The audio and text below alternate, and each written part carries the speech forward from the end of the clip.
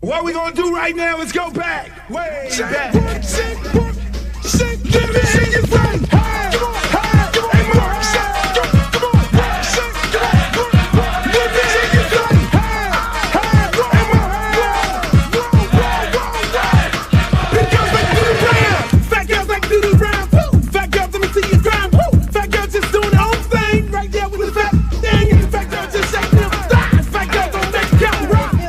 Baby. What's up? I thought you was gonna start hanging out with the big girls again. What is all this trash?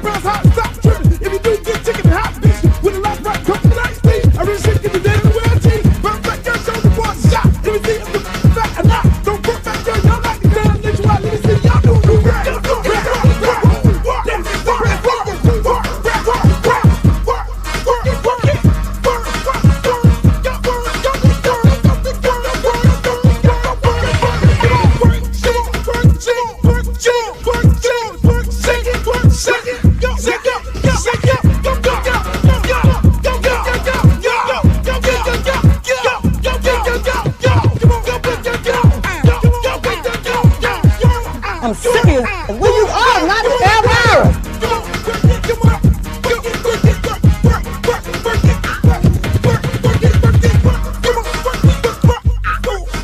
Oh, not the Britney Spears. Hey, how you doing?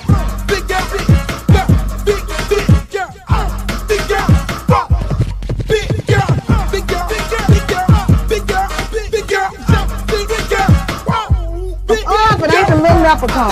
Girl, your wings are so up. You look a mess. All about the big girls. What about the big girls? Big girl, work it, work it, work. Big girl, work it, work it, work.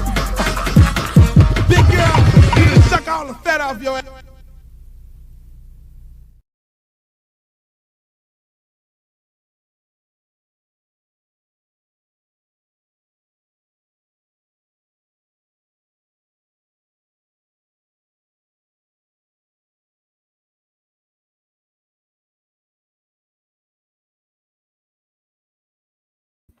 Yo, what's up, y'all? It's another edition of the Uncle Luke Show podcast. And yes, we are live right now, 2:30 in the morning. 2:30 in the morning, we are live. Go tell your friends. I know most of you guys are going to be looking at this on a replay, but the hell with it. We figured we'll come on here right after the Lakers got swept. Man, long night. Fucking Lakers got swept. I can't make this up. I can't make this up. I mean, I mean, it is what it is. Luka unavailable. Let me just start the show off because I don't want to even go there. I just want to welcome everybody in the show right now tonight. We have Twitter.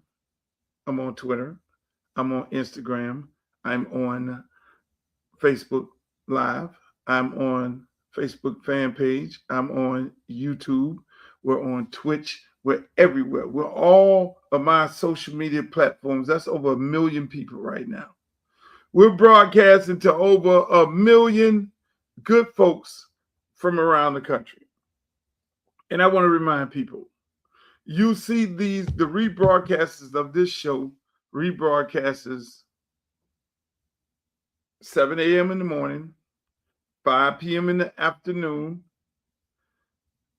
8 p.m. at night, and 11:30 at night the next day. And then the following day, we'll do another show. So that is our schedule. A lot of people always say, Luke, we see the show all the time. Yeah. We broadcast the show on several occasions. The reason why we broadcast the show on several occasions is because of what? Because there are people who are asleep when the show comes on. There are people who are at work when the show comes on at 5. There are people who work overnight when the show comes on. You know what I mean? So they want to see the show overnight because they're asleep in the daytime. Or they're asleep at night and they want to see the show in the morning. They want to hear the show going. So stop worrying. As long as you can get the show. And if you can't get the show, if for some reason you missed the show, go to my YouTube channel, www.Uncle Luke TV on YouTube. You can go over there and check it out. But we got a real big show today. This is big. This is big. I mean, the Kevin Hart roast, we're going to be talking about that. We're going to be talking about the Lakers getting swept. We're going to be talking about politics, whether or not Debbie Wasserman Schultz is going to be getting into all Black Congressional District race. Man, it's a lot to unpack on this show here.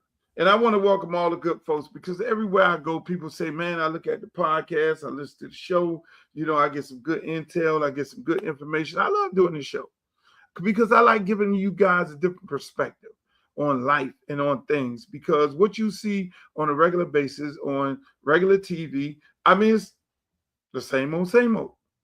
You know, it's the same talking points, whether it's on CBS, ABC, NBC, or whether it's on ESPN, it's the same talking points. You know, nobody thinks out of the box. Everybody just think that the American public is just so naive, so stupid that they could just tell them the same thing, just have a different guy tell them the same thing over and over again, which is very sad. So I get on here and make me look like I'm a rocket scientist because I have a totally different perspective on certain things. So right now, people, I want you all to like, share, and subscribe to the show. Right now, forward it to your friends. Tell them Uncle Luke is on right now. You need to get here. You need to look at the show because we're getting ready to get right into it. So the Los Angeles Lakers got swept. LeBron James got sent home. Now the question of whether or not he's the GOAT is going to be looming over his head. Now, I'm going to just say this. I love LeBron James. I love LeBron James to death. I like everything that he's about, from him being a young guy coming out of high school, not going to college, empowering his friends to run his organization. And those guys actually run the entire NBA because now they represent most of the NBA players and they represent the league. They control the league. I mean, this guy's been playing basketball all the way to 41 years old. I mean, who does that? Who does that? But does that give him the title of the GOAT? So here's what happened tonight, ladies and gentlemen, with old LeBron James. Should I say old LeBron James? 18 run with a look at LeBron James, and you can only guess is what his future holds. So that's the question. What does LeBron James' future hold? I mean, this GOAT conversation, y'all can end that. You could really end that. You could really end the GOAT conversation. Why y'all got to end the GOAT conversation? Because of this. Here it is. This is where now LeBron has a lot of awards, a lot of trophies, a lot of wins, a lot of everything. This is where I have a problem putting him over Michael Jordan. Hopefully this won't get me in trouble. Well, I got a problem putting him over Michael Jordan, and I don't think people make this argument because, like I say, this particular show we talk about, we take you from a different perspective. We just watched this game, and I watched it. Now I watched him play all his career, like all of us. I mean, I'm not exempt. We all watch his career. And I've always said this in the crunch time, the last 2 minutes of a game, you know who's hot on the opponent's side because they feed that guy the ball. They feed that the hot guy gets the ball. He gets fed the ball. The difference between him and Michael Jordan and the hot guy on your team, get the fuck out the way. Everybody back up. I got this. There was only one guy that took control of the ball, shot the ball, everybody get out of the way, go four corners, and then lock down the guy on the opponent, the opposing team, best shooter in that moment. Michael Jordan. Mike did that. If you were getting off and it was 2-3 minutes left in the game and you were hot, like I look at the little red boy, he was just shooting threes from everywhere, shooting threes from Inglewood, Broadway, Hollywood. He was shooting threes from you name it. And I'm sitting there like, Brian, you got to go get him. That's what Michael Jordan would do. You got to go get him. That's what Michael Jordan would do. And then you had, if he wasn't getting off, there was SCA getting off. Brian, you got to go get him. Brian didn't go get him. That's where the GOAT conversation starts and ends for me. Now, offensively, Bron is just as effective as Michael Jordan. Defensively, taking control of a game in that moment, and then now, here we go. 110 to 111. I sat there at Twin Peaks, looking at the game, being annoyed by some people. Shouts out to the brother. He was so excited to see me. He was trying to explain to a 25-year-old girl who I was, and she had to go to Google, and the other guy, they were nice and lathered up. They were having so good of a time. Shouts out to them. I forget what his brother's name is. Man, he was just excited. They just kept talking to me. You know how it is. See, I don't drink no more. Everybody get drunk, and they be around. See, I used to be able to function when I was drunk because I'd be on their same level. You know, I don't level up when everybody else is drunk, and I'll be like, oh, my God. I'm just trying to look at the game, but I love them brothers. I love people who are excited to see me because that is a blessing at my age for people to be excited to see me, want to take pictures with me. I always take pictures. I respect people for that. But going back to the game, SGA got hot, the little red boy got hot. He just shooting threes from everywhere. Brian don't guard him. That was a problem for me. Again, at this time, this age, this day, now they 110, 111. We go down the court. Brian got the ball. I said, oh, shit, he get ready to take the final shot. Ooh, this finna be good. He took the shot. He went, dropped the ball, and then throw a layup up there. Not even a physical layup. Like,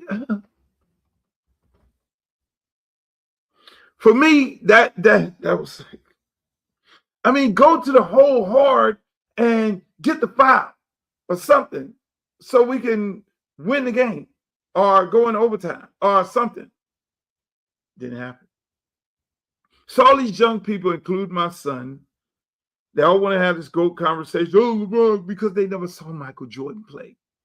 Nope, this generation, this new generation, has never saw Michael Jordan play. So they can only look at YouTube videos, look at highlights, and try and compare LeBron James with Michael Jordan. They did not get to see the moment of a crucial point of the game, time and time and time after time. And again, when Michael Jordan went and closed the game out, when Michael Jordan went and guarded the best player, the hottest player on that team, and locked him up and shut him the fuck down. They did not get to see that. You can't see that on YouTube. They would have to like really force all these young people to sit in a room and say, okay, at this point, or cut it up from the comparisons between this. They would have to do a versus. They would literally have to do a versus of highlights of the last 2 minutes of crucial games when Michael Jordan and LeBron James played. They would have to really break that down and show that, okay, this game, go. And that would probably last about 3 days. That's what a GOAT conversation. I know LeBron would have to give it up to Michael Jordan. He would have to give it up to Michael Jordan because Michael Jordan, MJ is that guy. You know, MJ is that guy. He's that it.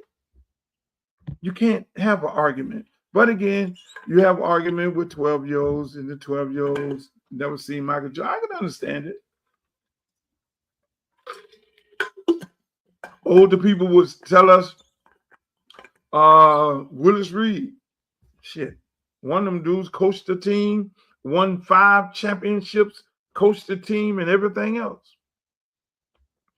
They'll give us an argument, us who came up in the era of Michael Jordan, but unfortunately, we're able to come up in the era of Michael Jordan and watch Michael Jordan and compare Michael Jordan and LeBron James. So again, sorry for the Lakers. They got swept.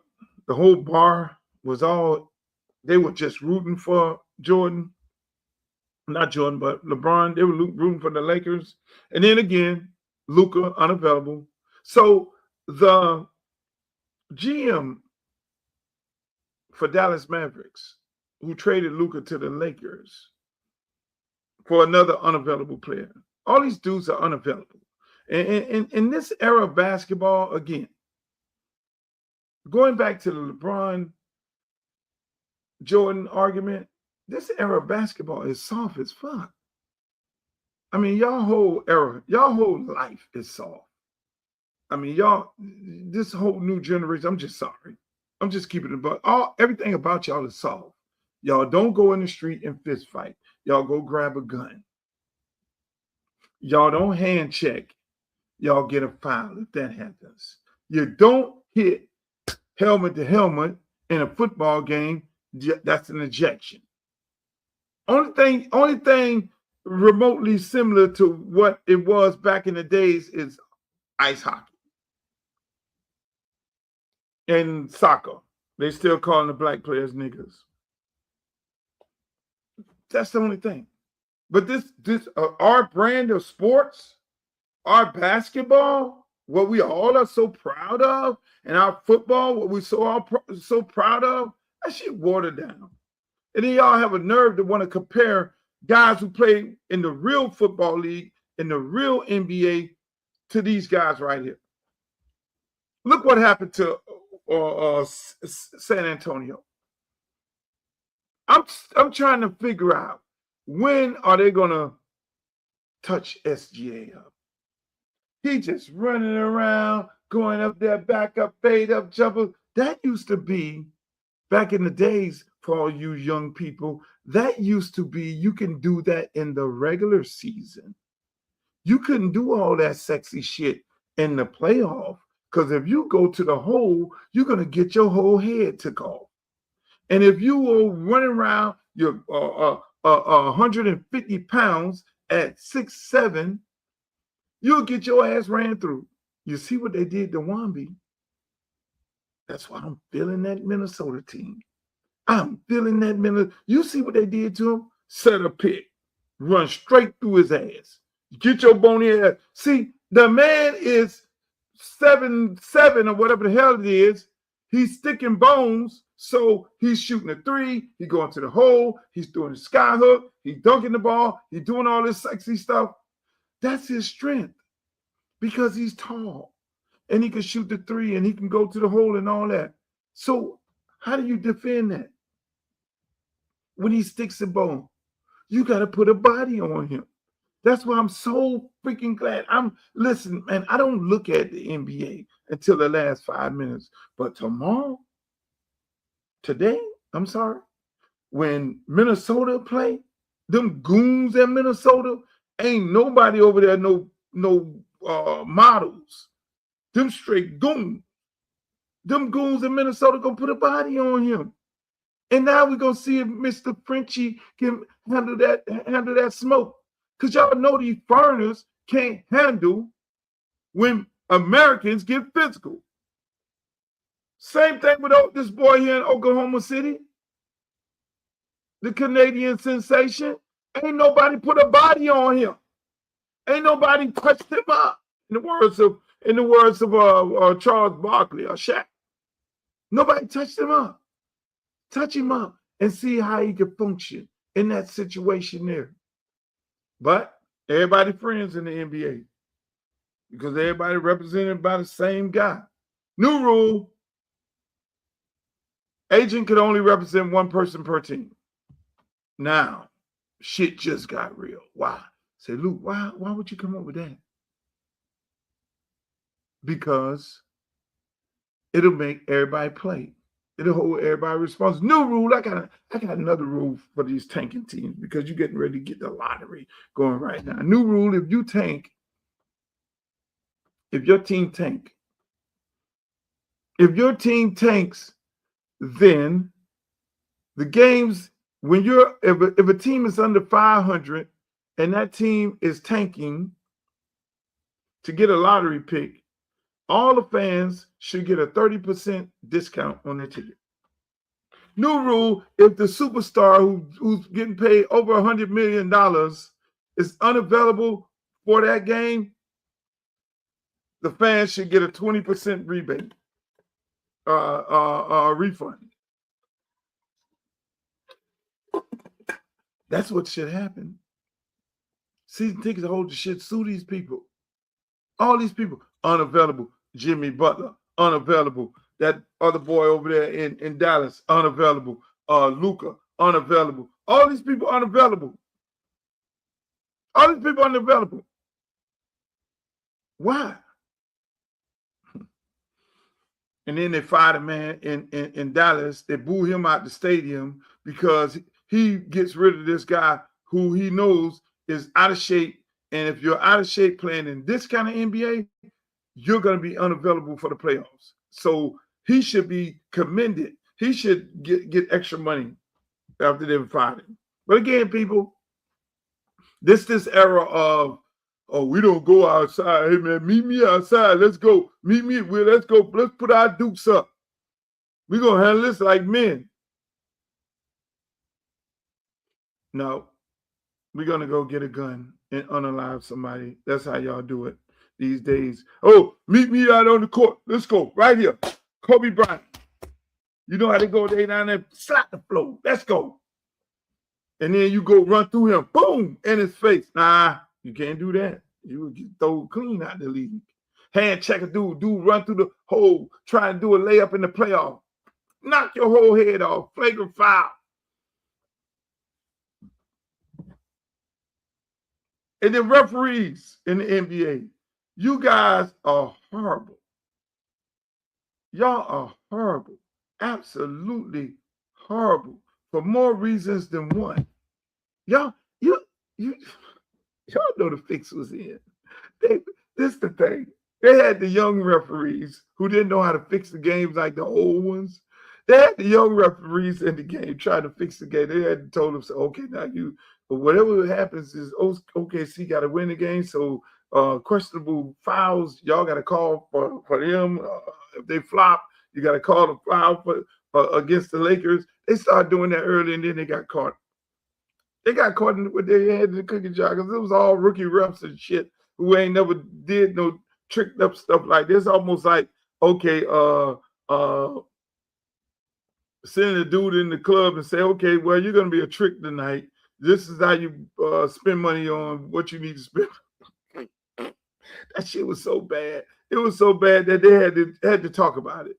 They had to talk about it. Oh, Adam Silver, we love you so much. You did so much for the league. But this is unacceptable. Y'all know they was fixing the game. When you put betting in basketball and football and all these sports, the games are fixed. Okay? Just keep it above. All this shit is fixed. These dudes ain't making that kind of money. That was the whole point of not allowing people to bet on games. That was the whole point. But y'all just say, fuck it. Y'all just went right past that and started letting games be betted on legally and think that you was gonna have something not fixed. And then NBA, in my opinion, was already fixed anyway, because all the playoffs always been looking like this with questionable calls and things like that. Hey, you want to clean the NBA up? This is what you do. You want to clean it up? You want to make it kosher? What you do? Hey, we all got cell phones. We all got Bluetooth. They got an earplug. They got all kind of shit connected to them. The people sitting there in Washington or New York or whatever it is looking at the game, the replay comes just like this. You got cameras all over the place. All you got to do is just hit a button. Check. If New York see a questionable call that may violate the integrity of the game, they should ask for a replay. Why not do that? It's like Major League Baseball. The best thing happening right now is when the guy tap on his head and them umpires looking like shit in Major League Baseball right now. They either have to get their shit together or the game they'll be out there all night. They'll be looking stupid because they'll get their calls overturned so much because they don't know how to find the strike zone. And hopefully Major League Baseball got it where, okay, if your shit getting overturned that much, you don't need to be behind the plate. And the same thing should happen in the NBA and the NFL. You can easily hit a button, boom, on the hip, a little vibrator, and say, hey. All right, they got an earplug. Yo, replay that. Take your ass on over there 5 minutes to protect the integrity of the game because you guys allow people to bet on the games. So why do we have to sit up here in this day and age with all this technology and start looking at a game and the whole America is looking at the replay and like, oh, God. And then you got people on TikTok and social media breaking the game down like, look at this. This has to be fixed. Protect the integrity of the game. If Adam Silver and Roger Goodell and all these people are want the game to be protected at all costs, away from all this shady shit and all this betting, do the right thing. I don't see them doing the right thing because it's all rigged, in my opinion. Nobody wants to do the right thing. Everything in this country is rigged. I don't understand that. Here it is, ladies and gentlemen. Check this out right here. I'm surprised they invited me. That's how little star power you have. They had to start inviting your enemies. I said, I hate him. They said, come anyway. Very humble of me to be at your goat roast tonight, Kevin. I've won an Emmy Award, but this is going to be my best acting tonight as I pretend like you are a goat. For the people at home, you're wondering, why is the Cat Man doing this? For the money, bitch. This is my Riyadh Comedy Festival. Only one with a soul. Kevin, you're going to hear some things tonight that you're not familiar with. Those things are called punchlines. Is this dais the best that the industry could put together for dear old Kev? I'm not sure if the Illuminati is real or if this is the junior varsity version, but...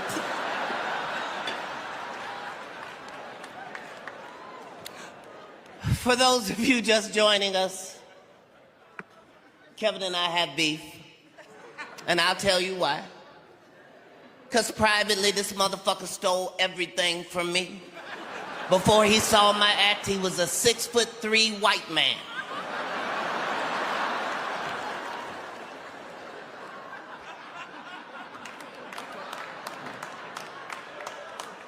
I tried to tell y'all that Kevin Hart was a plant.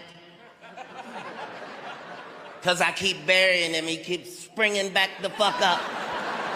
Just like a plant. Yes, I said some things I'd like to take back. Some things I said were misunderstood. I did say that Kevin was a Hollywood puppet, and I want to explain that. Because it might not be what you think. I meant that the head of Netflix literally has his whole hand up Kevin's ass and can make him do anything.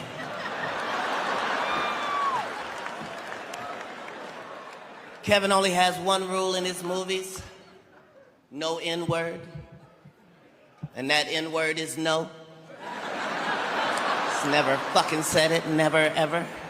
Scary Movie 3, Ride Along, Night School, Get Hard. I turned down all of them because I was not comfortable being a coon.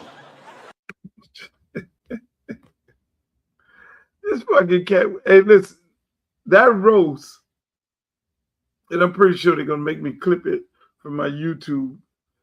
That when Katt Williams got on that stage, now I sat there looking at the roast. Actually, I had to go back because the early part of it, I'm gonna just keep it a buck. It put me to sleep. Maybe I was a little too tired because I'm running around, running for Congress, all up and down the streets and everything. And I just sat on that couch and I looked at it and I fell asleep. So I had to come back, look at it a little more. Then I looked at a lot of it.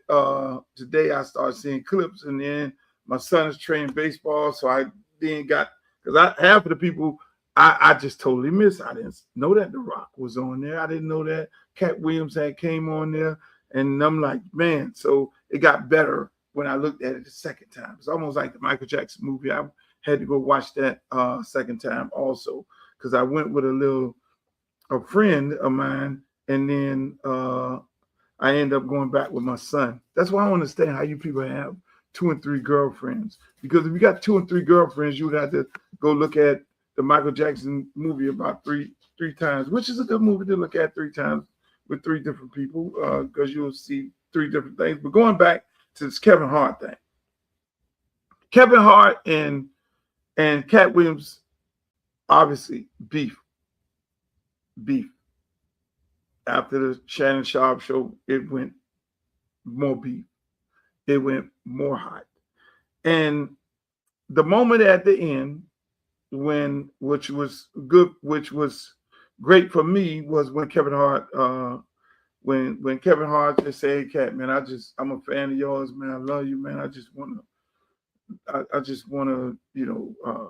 squash this beef." That was a great moment for African American men, because we don't see that often, in that moment, because obviously that was the biggest moment of the night of all the comedians and all the people roasting Kevin Hart. That was a major moment in that show, and I liked it because we have so much beef for one another. It ain't funny. I mean, every time you turn on the social media, it's one black person talking more shit about another black person, bringing down another black person. There's no constructive criticism. There's just criticism. There's just hate. And they watch it. They watch us tear down each other, and they watch that they don't tear down themselves. They don't tear down their people, but we do it. The only person who tears them down is 2 people that tear them down. There's 2 people that will go after them that don't go after us. And maybe it might be a third one, but it's two people that do that. It's Whoopi Goldberg. She will go after their ass. Whoopi is universal. When you turn on The View, she go after. If you wrong, you wrong. Whoopi going after you. Thank God Whoopi ain't never came after me. And that, and I don't like her. The little Candace Owens girl. That Candace Owens, I mean, she go after that Charlie Kirk wife. I just know, in my opinion, Candace Owens was definitely sleeping with Charlie Kirk, because that whole thing there is giving my man, that should have been my man, and you married him, and you ain't shit, and she just dragging this lady down the highway for whatever reason it is. I mean, hey, but my point is, Candace will go after a black person, and Candace go out. We hated her because she talked stupid about George Floyd, in my opinion. And now she's going after this girl. So when you level it off, that's cool. If you can go after white people and go after black people, but if you just focus on tearing down another black person, and we have 90% of our media, 90% of the podcasts, 90% of the what you see on TV is us going after us, and us who go after us don't go after them. You see what I'm saying? And that's where the problem coming in. I mean, I'm looking at people online. It's like Kerry Champion, Stephen A. Smith. Stephen A. Smith is the centerpiece of it all. He's the guy they throw the dots at. When they get tired, then they'll start fighting each other. Then they'll go after each other. Now they go Roland Smith and Roland Martin, and then it goes Stephen A. Smith, Roland Martin, Kerry Champion, Jamel Hill. My other girl, she'll jump in there every now and then and go after, and then everybody go back at Stephen A. Smith. I don't know. I guess that's what we're doing right now. But we ain't going after them. Is it all a distraction? Is it really a distraction that we sit up here and tear down each other? It might be a part of the plan. A lot of these people may be plants. Because if we put as much energy into tearing them down and bringing us together as we put into tearing each other down, God damn, ooh, we would be something special. We would be a force to be reckoned with. We probably would get put in jail like the Panthers did way back in the days. We'll probably get unalive like MLK. Because we would have then beat the system. But we're sitting up here tearing each other down on all corners of it. Sports, entertainment,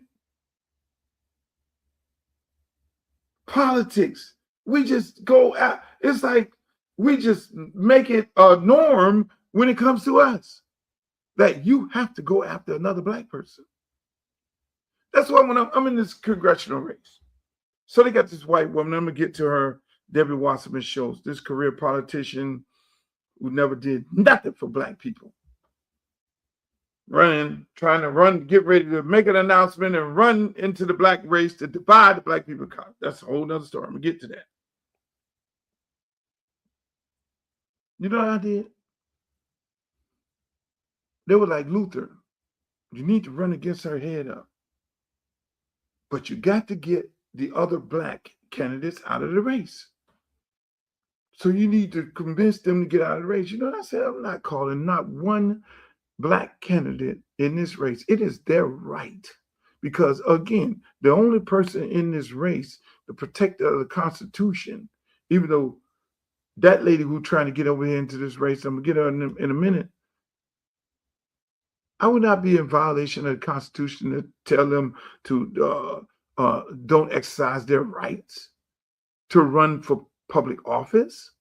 Yeah, it would be the greatest thing in the world. Okay, me and her go head up in the Black district where we'll eliminate that thing of divide and conquer. And I'm sitting there and me and her going at it, and my 45% African Americans against your 20% white people that you think you expect to go get, and all of them ain't necessarily finna go vote for her. That would be an even race. That would be an even race. That would be me kicking her ass. But she's getting in the race, assuming that we all going to get a little bit here, get a little bit there. She's going to get all the white voting, all the Hispanic vote. That's what she thinks. If we put all of our energy into tearing down the enemy and coming together, we only come together when it's time to riot. Oh, shit. Let me get some water on that. When a police officer unalive an innocent black man, that's when we come together.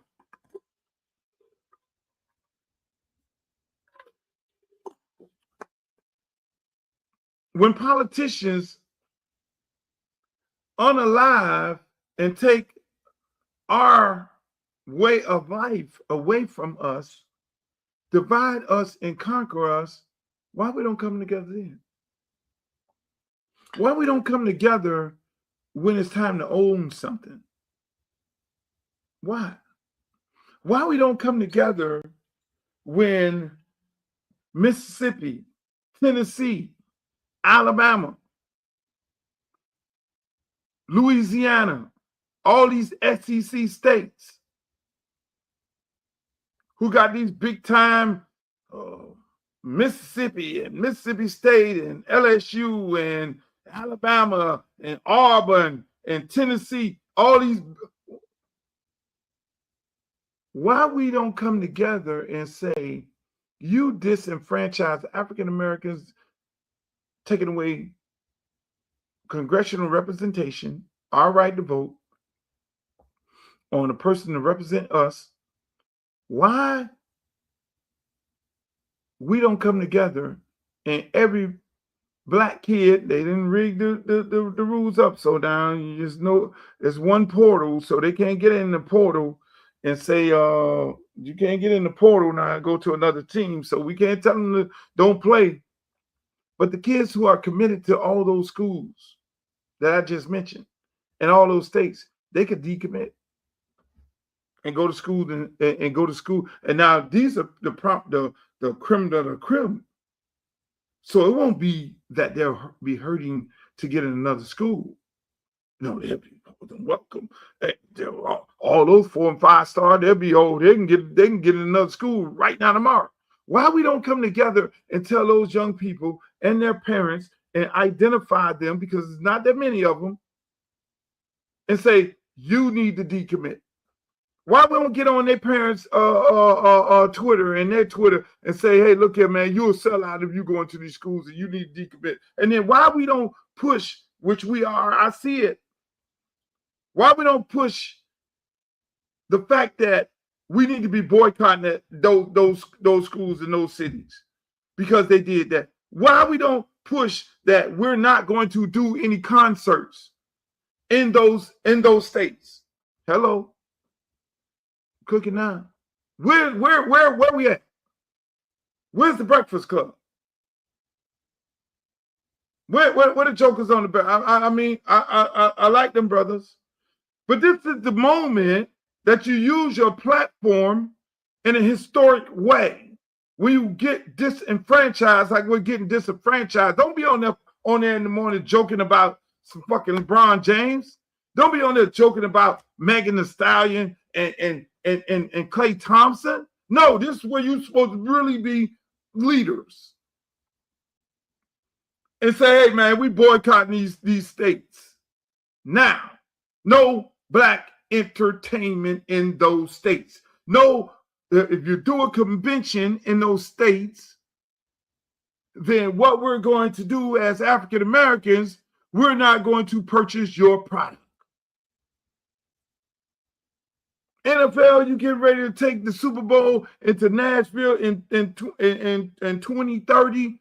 Shut it down right now. We'll be boycotting your ass for this whole year. We're going to take our $1 trillion business, our $1 trillion business worth, and we're not going to support your bullshit. What? That's what we need to be focused on. That's what Jamel Hill need to be focused on. That's what Kerry Chapman need to be focused on. That's what Stephen A. Smith need to be focused on. That's what Joy Reid need to be focused on. That's what damn Roland Martin need to be focused on. That's what we all need to be focused on. That's what any black person that's on TV, that's getting asked to get on TV and talk about Orange Man. Look, before we talk about Orange Man, if you want me on this show here, other than that, don't go on CNN. Don't go on no damn MSNBC. Talk about nothing else but what is happening to us and what we're going to do about it. See, everybody get off on talking about what happened to us like we're a victim all the time. No, what we going to do about it? How do you fix the problem? So people keep asking me about, oh, why are you running for Congress? Because I'm a fixer. I know dudes to just be sitting up here talking about, oh, the victimized, we're victimized. Yeah, they've been fucking us forever. Excuse my French. But at some point, it becomes time to stop. And how you stop it is you go do something about it. And if you don't do something about it, then shut up. Then shut up. What are we talking about? That's what we shouldn't be talking about. Memphis in a hotel. And why I won't like to go to Memphis in a hotel? No. The king needs to be talking about Memphis. We should be going to Memphis or no part of Tennessee because of what they just did. That's what the king, that's what Jim Brown, that's what Muhammad Ali, that's what Lou Elson, that's what Kareem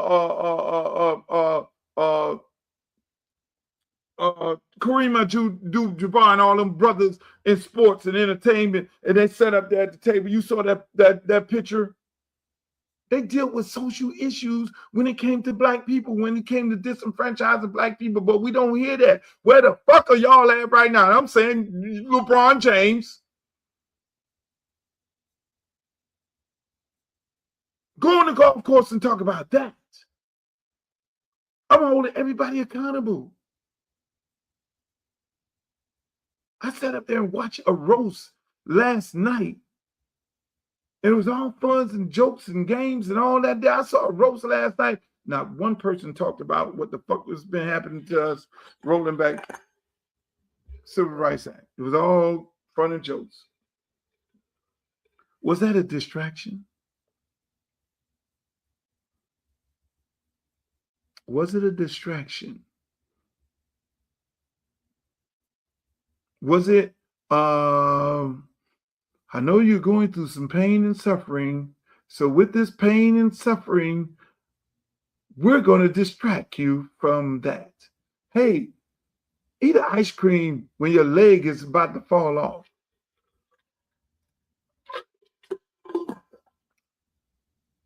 Don't talk about that.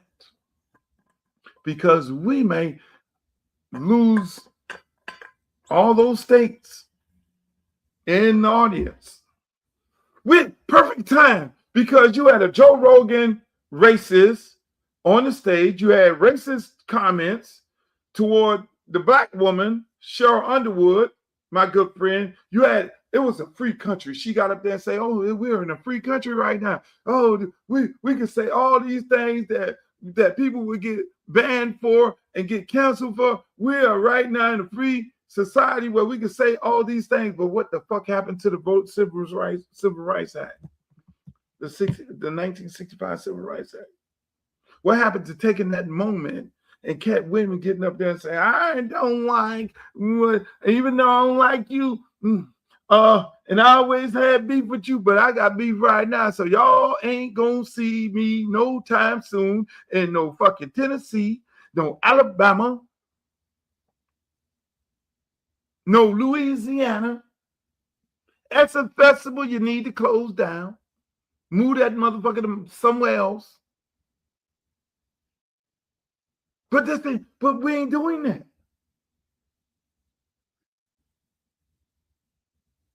Why we ain't doing that? Why we not there? These are some, because we distracted. They got the clips of Katt Williams.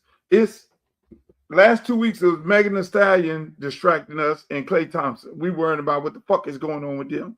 While they going to the Supreme Court rolling shit back. All y'all sitting up there talking about, yeah, Klay ain't shit. Oh, Megan ain't this. Oh, Klay ain't this. Oh, this one dude who's supposed to shot her getting out of jail. All y'all was fixated with that, while these people was going to the Supreme Court rolling back the right to vote, the Civil Rights Act of 1965. Some shit that was fought for. Blood, sweat, and tears. People died for it. But y'all was sitting there worrying about Megan Thee Stallion and Klay Thompson. Then the shit got rolled back. And then people out there, not in this franchise, rewritten maps. The damn, in my opinion, KKK governor in Louisiana, what the fuck did he do? He stopped the whole election. He stopped the whole election. Stop.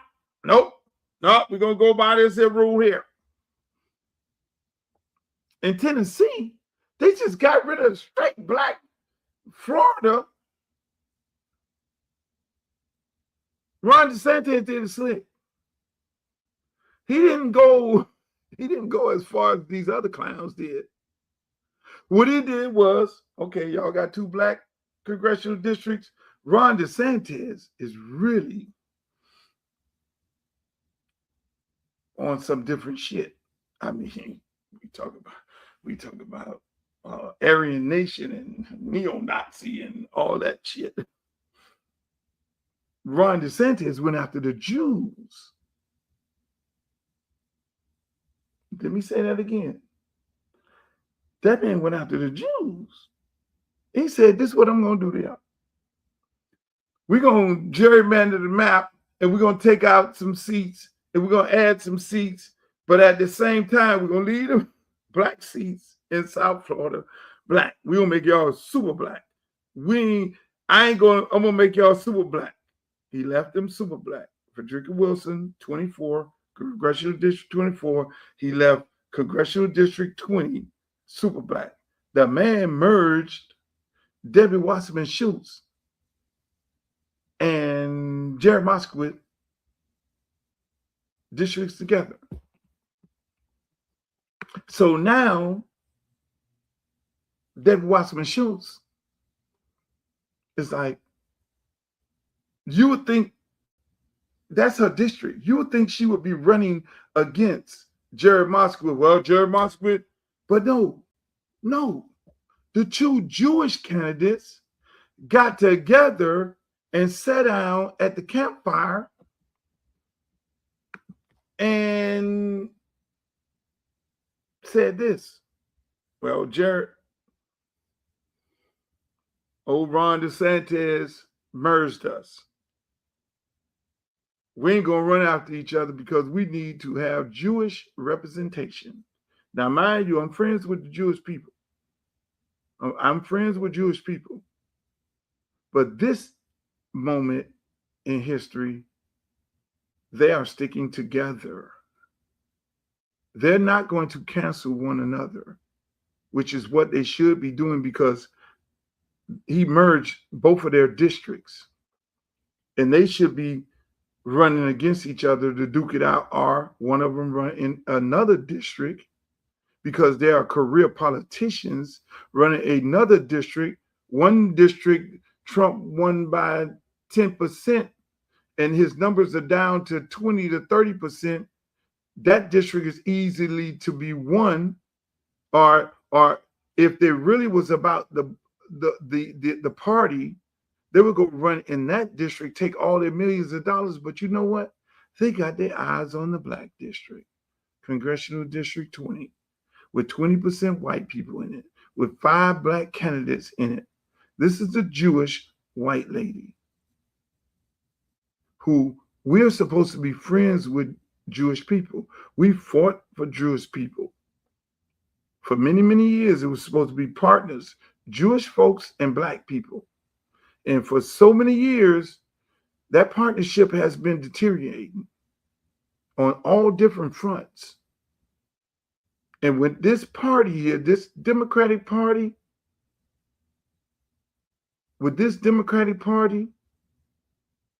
they've had control for a very long time, and we have still been suffering since 1965. We still have the same issues, affordable housing.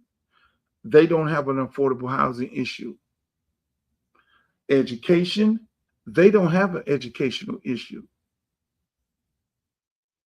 Small business loans, they don't have a small business loan issue. They go to the bank and they can get loans and they can get with good credit. The list goes on. They have access to health care. They have security. We don't. We're still begging and pleading for the same things that we've been begging and pleading for since 1965. Matter of fact, in 1965, we were better people. We were better off because we owned our own neighborhood. But you know who came in our neighborhood and became the slumlords?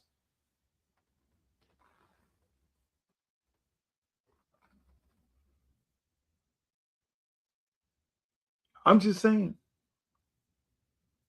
So now Debbie Wasserman Schultz is contemplating running in Congressional District 20. You know, the last time the Democratic Party pulled a coup like this, now I'm a Democrat. But you know what? I'm one of them Democrats right now. I'm like a mega Democrat. They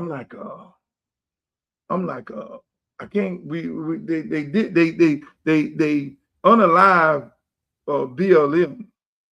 They unalive Black Lives Matter because Black Lives Matter, if what that movement was going to be about, it was going to be similar to MAGA taking over the Democratic Party. Black Lives Matter was going to be MAGA to the Democratic Party, but they got rid of that. Democrats and Republicans. Not necessarily the Republicans, but the Democrats are the ones who got rid of Black Lives Matter because Black Lives Matter was getting ready to mobilize and bring Black people together. And it was so many white people that came together with the Black issues and all that there, and they stopped that. They stopped that movement. Unlike the Tea Party, and then Trump came in and said, fuck the establishment of the Republican Party. I'm taking the Tea Party, put it on steroids, and call it the Mega Party. I'm gonna rebrand the Tea Party because the Tea Party had went rogue on the Republican Party. See, again, this the rapper who don't know nothing about politics. This the rapper who don't know, but I know the game. We have more racist, white nationalists in the Democratic Party than in the Republican Party. I said it. We've been used and abused. It's like they ask us to come to a party and tell us we can't eat. Hey, Black people, come over here to this Democratic Party. But when you come in here, you're coming in here to make us powerful and bring all the food on the table. You come in here to bring the food on the table because the resources that you have to bring food on the table, you're going to help us stay in power. And we're not going to allow you to eat. We don't eat. So we need to, because we're so easily be divided and conquered in real time. In this day, this lady, Debbie Wasserman Schultz, if she decides, which all indications is she's going to do it, because she's, in my opinion, a narcissist, because it's about her. It's not about the party, because if it was about the party, she would run against the seat that Donald Trump won by 10%. She'll go take a $2 million, $5 million of union money and go over there and try to win that and do it for the party. But yet and still, she's going to try to come over here and divide Black people and conquer them. All she needs is, in her opinion, all she needs is 30% of the vote.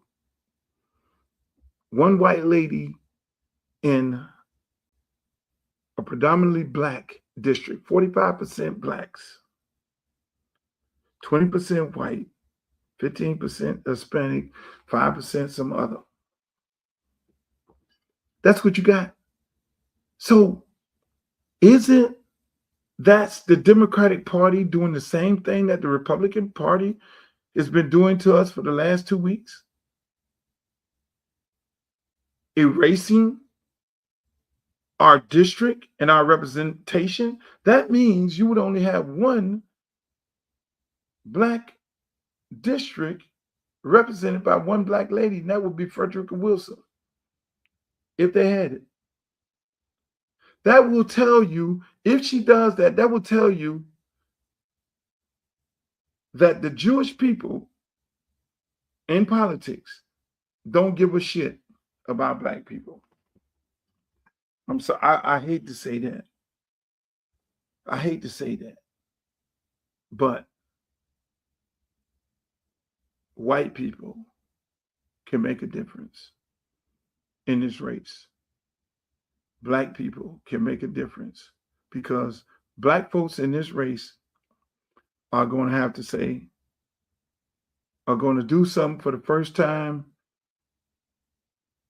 in a very long time, where we stand together against a white lady trying to divide and conquer us. She's going to have millions and millions of dollars. She's going to drag all the PACs and all the people who putting money on her. They're going to drag every candidate in this race, and anybody that poll high, they find that's her competition, which will probably be me. You don't see no bad ads and shit going on the TV right now by me. When that lady get in that race, don't go for the okie doke. They're going to spend so much money on smear campaigns. As soon as the race is over with, they're going to go away like that. But don't go for it. I hate to say this. I hate to say this for more reasons than one. Donald Trump. This is some Donald Trump shit. Real talk. It's like really, I hate to invoke him in this, but not him as the person, but the situation. Donald Trump comes in as a businessman. The mega party comes in. The Republican Party said, oh, no, fuck him. We don't like him. We don't like him. They ran Ted Cruz. They ran the Republican establishment. They ran Marco Rubio. They ran everybody at Donald Trump. They call him everything but the child of God. That's why you got so much footage of the same people who working for him right now that said bad things about him, including J.D. Vance. Oh, he's this and he's that. He's that. He's not this, because they were trying to get rid of him. They ran attack ads against him. It's the same thing. The businessman, the guy coming from out of the norm, out of the way, but those mega people and the Republican Party people They stood tall. They stood for him because they want to change. Now, whether I don't agree with no part of the change that they had, but them people stood tall. And this is the time that it's the same thing. I'm a businessman coming into a career politician race. You got Sheila, who's indicted, who resigned running. I don't know why. You have Dale Holman, who runs in every race, is running. You have two other people who just run all the time, and these are career politicians. And me, the businessman, with the outspoken businessman who ain't got no problem with firing your ass, and who ain't got no problem, the colorful businessman. It's the same. It's the same thing. It's like deja vu. Now I got to go up against the establishment. Like Donald Trump went up against the Republican establishment. I got to go up against the Democratic establishment and hopefully mobilize African Americans. Give us a chance. This is the chance of a lifetime where we can stand tall against the oppressor within the party by sending a message, because they're going to come to this Democratic Party. It ain't just white people in the Democratic Party that's bad. In the Democratic Party, they go handpick their black people. Y'all sit up here and be talking about, oh, who's a Sambo and who's a sellout on TV. You don't think they run that same play in politics? You know what the most toughest thing to do? You know what the most toughest thing to do? In politics, what you need a lot of money. You need a lot of money to run races because you got to buy the flyers, you got to buy the posters, you got to pay the street team, you got to buy TV ads, you got to pay for staff. Staff is not cheap. You got to fundraise, you got to fly around, you got to drive around, you got to buy TV ads, you got to buy radio ads, you got to have a social media team. It's a lot of money to run a campaign. But you know who don't spend money in political campaigns? It's black people. We don't spend no money. But you know who do spend money? White people. Being that is a great black candidate, not just myself, but the white people understand that. See, they're playing chess. Oh, black people ain't gonna put no money into a campaign. They're not gonna spend $5 and $10 and $20. They ain't gonna go do a fundraiser and come out the fundraiser with $200,000-$300,000. I'll have a Elon Musk, like a Donald Trump, and raise $1 million for that candidate. So we're gonna do it for them because this is easy. I can go own me a black seat, and I'm a white guy. Because I'm going to put my money on the candidate that I can control, because I know his people are not going to put money on the other candidates.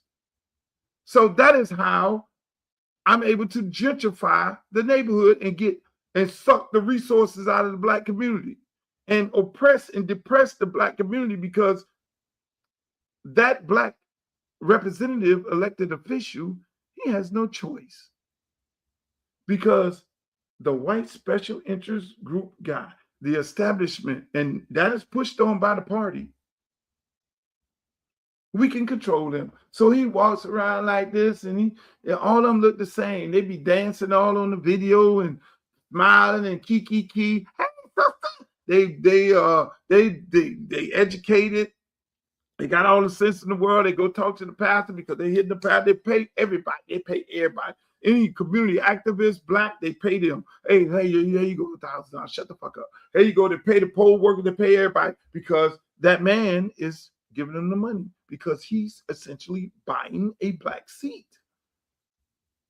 And so you all sit up there and be looking like, we're Mr. Charlie. Mr. Charlie, our state rep, or Mr. Charlie, our commissioner, or Mr. Charlie, our congressman. Why are they allowing us to get gentrified? Why are they allowing the people to come into the neighborhood? Because they've all been, he got a job. They found him. He was handpicked. He was the same guy who was handpicked to put black people on the slave ships. You got to get a colorful guy that all of y'all like. And what does he do? They go get him and they say, come on, hey, you can go, we're gonna prop you up. Think about this.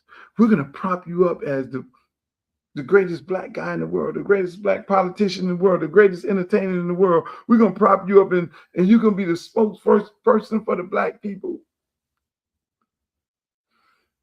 And you're gonna see when there's a problem and you need to say, Colin Kaepernick, shut the fuck up, and there's a black issue that's affecting our bottom line, then you're going to be the guy that go pray right out there and you go shut it down.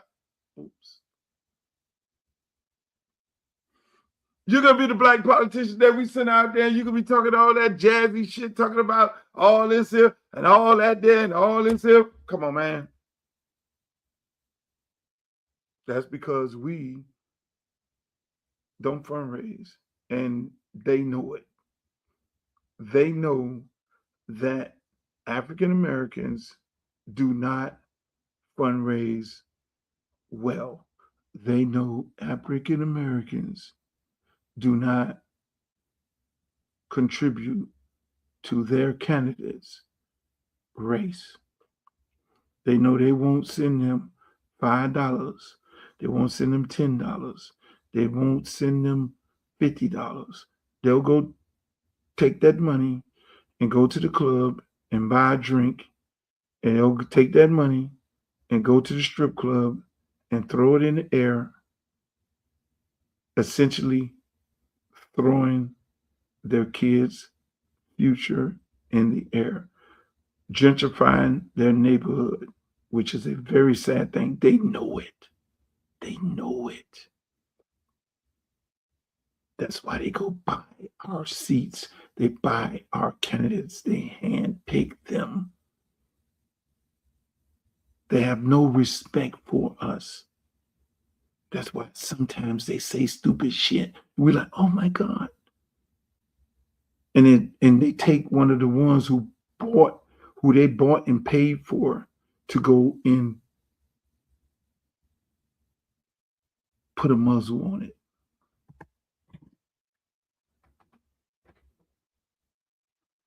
So Debbie Wasserman Schultz is going to be running in this race. They're telling people, you got media people calling me up, well, Luther, you know you're not going to be able to outraise her. Are you still going to stay in the race? Because she's going to come in with all this union money, $2-3 million and all this. I say, look here, man. I told one reporter, I said, look here, man. One thing about me, I don't run for no fight.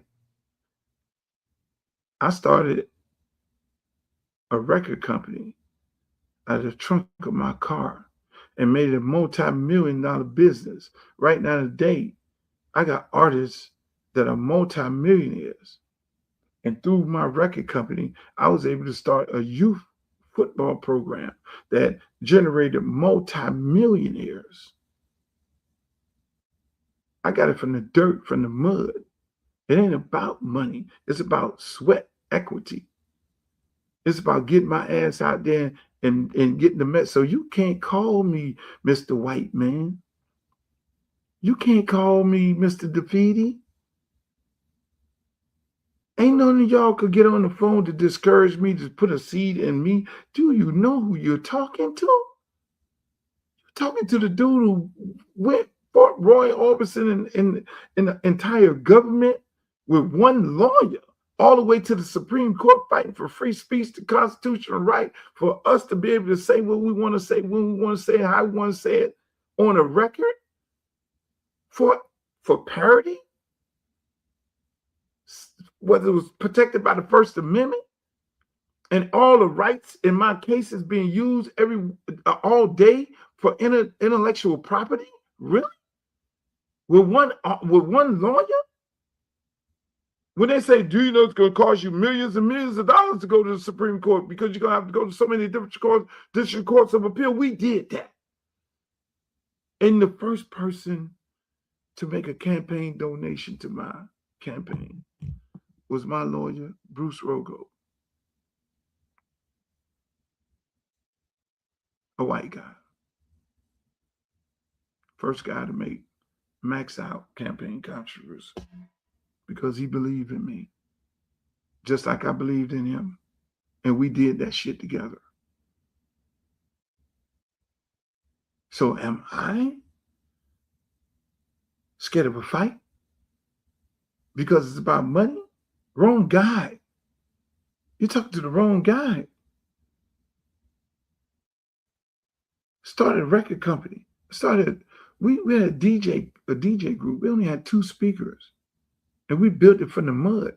2 speakers, 4 speakers, 6 speakers, 8 speakers, 16, 48 concerts, teen disco concerts, concerts in the park, concerts at the Miami baseball stadium, concerts on Hollywood, not Hollywood Beach, but Virginia Key Beach. Really? I get it from the mud. Ain't no money discouraged me. So they could stop calling. I actually had people who was affiliated with the Democratic Party that was volunteering in my campaign. They hopped off. Oh shit, Debbie is getting ready to run. Black people traditionally, we're not going to be able to raise as much money. Money? I don't give a shit about no money. Money ain't never stopped me. If money would have stopped me,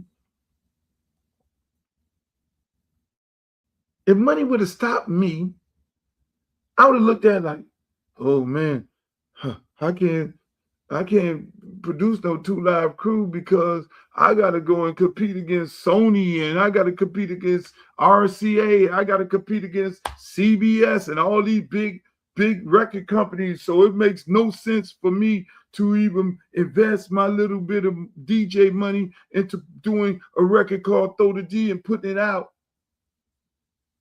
No, I sold one. Caught on. You like it. Another record. Okay, here we go. Anquet, Poison Clan, 2 Live Crew, H-Town, Pitbull, Trick Daddy, Trelawney, and the LaJuan Love. Hits after hits. With no money. With no big machine, with no people from the mud. You got the right one.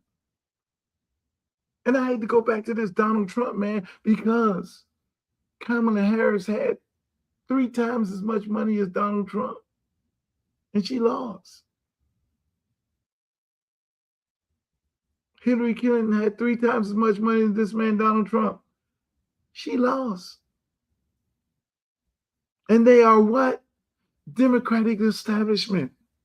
Debbie Wasserman Schultz, hop on hot ass in this race. The Democratic Party. This will be the change that we are expecting to happen. It will happen in Broward County. The establishment, the Democratic establishment, as the stronghold over us Black people, with the establishment in this party, we're going to send a message. I'm betting on Broward County. I've been living in Broward County for 15 years. I am betting on the Black people of Broward County to make the right decision. I'm betting on them to then go back at the kitchen table and say to themselves, we see what this white woman, Debbie Wasserman Schultz, is trying to do. We see what the Democratic establishment is trying to do. We're going to sit at the table and we know the individual that can fight for us. And we're all going to be saying the same thing. when a police officer unalive an innocent black man, we're gonna take it the same way.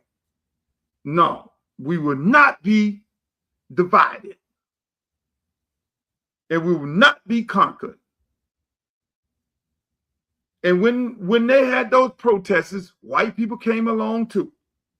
Hispanics came along too. And the white people in this district, I have faith in them because they know damn well they've always been represented by African American in this district here. And for her, and if she try and do that, to come in here, that would be a slap in their face. And a high-stake gamble.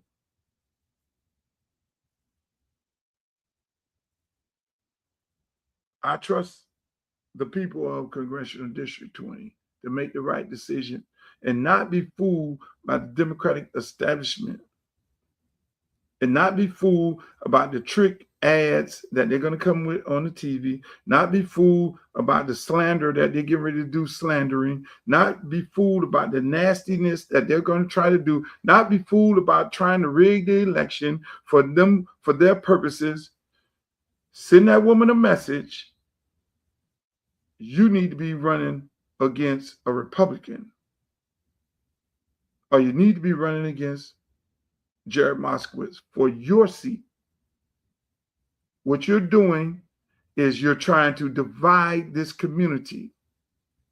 You're going to hop your hot ass over in this race to then now have black people looking at white people some kind of way, because if she wins, then black people are going to be looking at the white people in this race, in the community, some kind of way. You're going to create a whole race war within a district that you don't need to have done. But if she was thinking about that, if you really cared about the people, she wouldn't be doing that. But I don't think she cares about the people. She cares about the power. Again, her and Jared Moskowitz went in the back room and they said, we're not going to erase each other. We're two Jewish Americans and we got to stand together.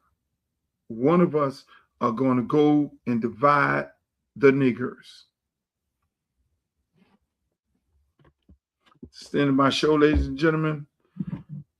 Yours truly, Uncle Luke, running for Congress. You can go to my website, donate, www.luthercampbellforcongress.com. I enjoyed it today. I had more stuff I wanted to cover, but it's getting late and I can't wait. But the last part of that, you know what that'll end up happening? If she decides to go in this race, you know what's going to happen? Black Democrats are not going to have any more faith in the Democratic Party, not just in Congressional District 20, all over the country. It's going to be widely known that white Democrats are doing the same thing that the white Republicans did to us. Disenfranchise us from being represented by us. And if she don't come, don't be surprised. They send somebody that look like us. If she decide not to run and somebody else get in the race, beware of who that may be. That's the establishment at work. That is the establishment at work. It's what Jared Moskowitz was doing early on. They got to keep control. They got to keep control of this Democratic Party. They can't let black people control the Democratic Party. Wait a minute, name? Shit. Come on, man. Give me something before I get off here. Because y'all got me keep going. Give me something before I get off here. It can't be BLM. It got to be something. Let's chat. Help me out, chat. We need a mega slogan for this Democratic Party. We need that. Black vote matter. Black vote matter. BVM. BVM. We like mega. BVM, baby. BVM. Black vote matter.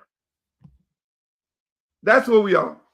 Y'all go. I done said it on here. Y'all can go and start incorporating that. They're gonna start. I shouldn't have said it. Now everybody gonna start incorporating it. They're gonna start going to get the Twitter account, the Instagram account, and all that there. Go get it all for me, Glo, right now. BVM, Black Vote Matter, in the Democratic Party. We the BVM. We the mega of the Democratic Party. The Black Vote Matter. Oh, we're gonna get rid of all these damn black plants. We're going to start it right here in Broward County. We're going to start this. This is another fucking historical moment. You think I'd be looking to make history? I don't be looking to make history. Shit just comes to me because I just think so much and I have so much love for my people. I have so much love for my people. And you know what? It's not a black and white issue. It's not a black and white thing. It's these people who want to control power, because I even had white people call me up tonight and say, you know, she's getting in the race. We're going to support you. Fuck that. I've had white people get on the phone with me. So it ain't a black and white thing. It's white people in the district that has a problem with what the fuck she's getting ready to do. They're like, this is unethical. This don't make sense. Luther, we want to support you. Didn't people, before this lady here started talking about getting it, you had white people calling me from the district saying, we will not stand for this. We want to support you. White people from the district having a problem with, you gonna use us? How dare you? You're gonna come in our district because it's 5 black candidates running and we're just supposed to just vote for you? You're gonna make us a accessory to this?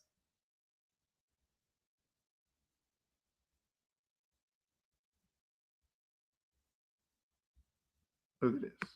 After this recent Supreme Court ruling are poised to eliminate black seats across the South, Debbie Wasserman Schultz should not help them do it. Debbie Wasserman Schultz is attempting to carpetbag her way into replacing black political representation in Florida's 20th Congressional District. Established in 1992 under provisions of the Voting Rights Act, black Floridians were able for the first time since Reconstruction to elect a black political representative to Congress. And for the last 34 years, that's how it's been.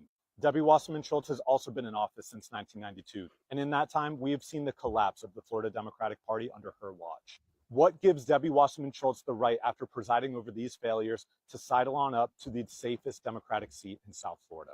And why does she think she's more entitled to this seat than the many qualified black candidates that have been running for it since the election began?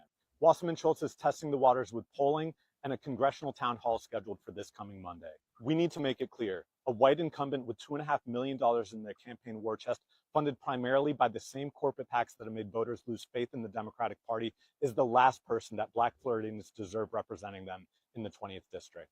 If Debbie Wasserman Schultz believes so strongly that her brand of corporate centrism is the recipe for Democrats to win tough races, then she should prove it by running to flip one of these new Republican-tinged districts. Did I not say the same thing? It's a white guy. White people are appalled of her with the attempt of her using them. This is the Democratic Party. These people are saying, how dare you come in this race white people are disgusted by this.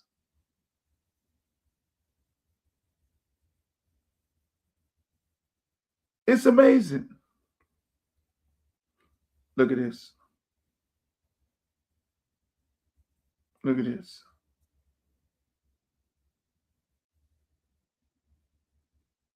Was asked to pass this on to you. It's a white guy out of the district. Here's a message for Luke. I can 100% confirm Debbie's running in Congressional District 20. I said, I don't, look, she has the right to do it. And the white guy say, she doesn't stand a chance because white people will not be supporting her like she thinks she is. Okay. Yeah. And then I said something, yeah, man, you know, and all that. We were talking about something else. He said 100%. I have some people with money that is looking to make sure she doesn't get in, and I will introduce you to them. This is a white guy out of the district. What time it was?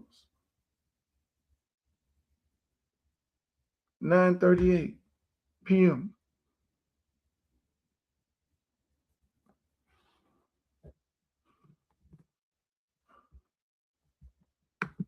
Was the party leader. She was the head of the DNC during the 2016 elections. Okay. Wow. So there was a lot of scandal there. Bernie actually won the Democratic primary, but Debbie basically gave it to Hillary. Yeah. So the left turned on Bernie for sure. Yeah. And that all happened under her watch. That's nuts. So is that a big reason why you decided to run? You were tired of this? Well, there's been... tired is not the right word. This is a path to really socialism, what's been going on.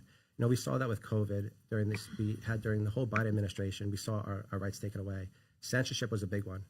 We lost our health freedoms, our economic freedoms. Everything was being torn down. And Debbie Wasserman Schultz has been in office for over 20 years. She's part of the problem.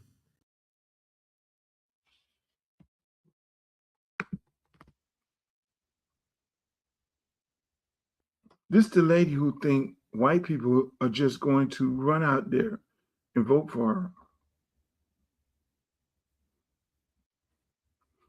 This is the lady who thinks she's going to go and buy all the pastors. This is the lady who thinks she's going to go in the Haitian community and buy them all. This is the white people. These white people testimonies about her. Don't get me started on the Bernie Sanders thing. You know something? They did the same thing with Kendrick Meeks. When he was running, he was a congressman and he was running for Senate. And they didn't want him to be the senator. So they went and told Charlie Crist to change his party affiliation to, he was independent, he was Republican, he was a Republican governor of Florida, and then he wouldn't change the independent, then he didn't change the Democrat, and then they told Hillary and Bill told Kendrick Meeks to go sit down somewhere and let him run because they didn't. That's my show, ladies and gentlemen. We're gonna stay on this. We're gonna ride this thing all the way down. We're gonna ride. We gonna listen, man. This is gonna be a moment in history where black people and white people and black people stand tall. Because I'm betting on Broward. I live in Broward.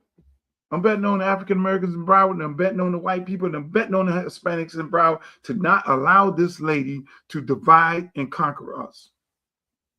All right.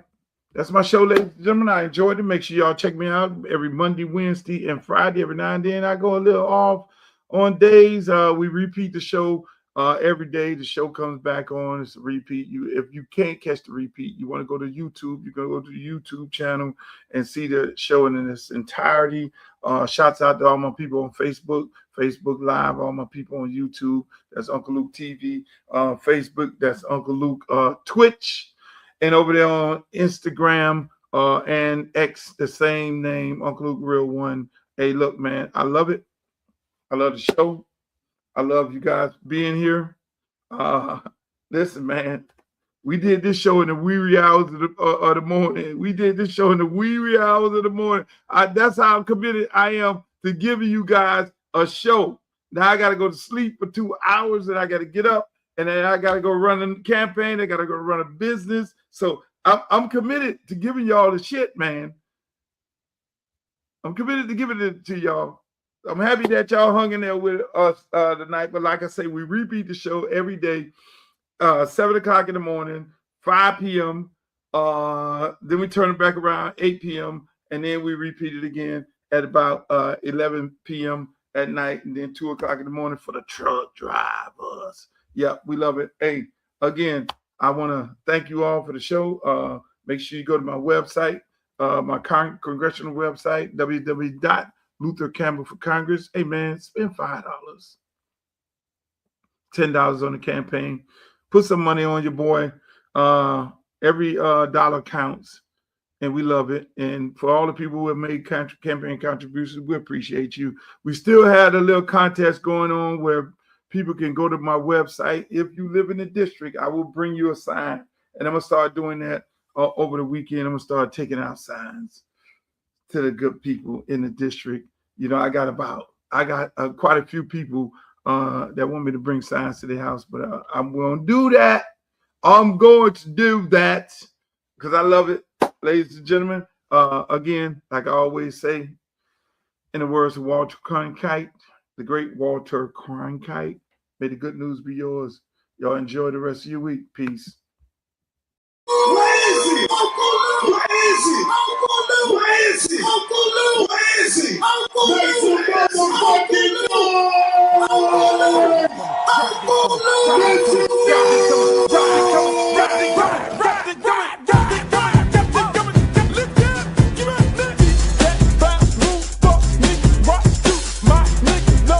Ain't nothing but so good. Street that in the house, Mr. Special, watch your mouth. C-E-R-B and go to the I like my hoes, never homos in the street hoeing. Into the state with their ass cheeks showing, looking fly with their hair and nails, run up in that cool. None of them like to run up in on, like the big booty hoes with cute faces. Let nigga hit it on the first day basis. Niggas fake bitch kick game straight, X no down with the dominate face on. When the path is set with diamonds glaring, keep a nigga staring when you're wearing down a Karen. Or skipping shit to keep a nigga looking at you. When the bunk says you can show off your tattoo, even if you're a max true player.